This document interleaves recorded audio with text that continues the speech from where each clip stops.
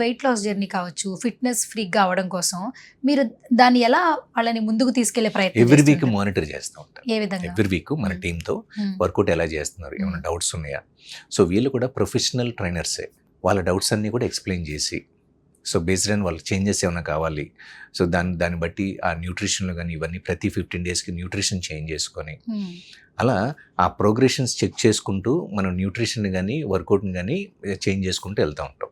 Okay. So బేసికల్గా ఈ work out అనేది 1 మంత్కి ఒక పీరియడైజేషన్ చేసి ఉంటా. న్యూట్రిషన్ మాత్రం జస్ట్ ఫస్ట్ 15 డేసే పీరియడైజేషన్ చేస్తున్నా.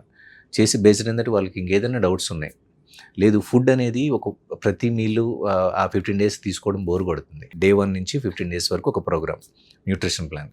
సో 16th నుంచి 30th వరకు ఒక ప్రోగ్రామ్ న్యూట్రిషన్ ప్లాన్ క్రియేట్ చేసి, సో ఈ డైట్ ఎంతవరకు ఫాలో అవుతున్నారు, వర్కౌట్ ఎన్ని రోజులు చేస్తున్నారు, ఎంతసేపు పడుతుంది ఎక్సర్సైజ్ చేయడానికి, చేసేటప్పుడు మీకు ఓవరాల్గా బాడీలో ఎలాంటి చేంజెస్ వచ్చినాయి అని మానిటరింగ్ అనేది మన టీంతో ఎవ్రీ వీక్ ఫాలోఅప్ అనేది మనం పెట్టించాం.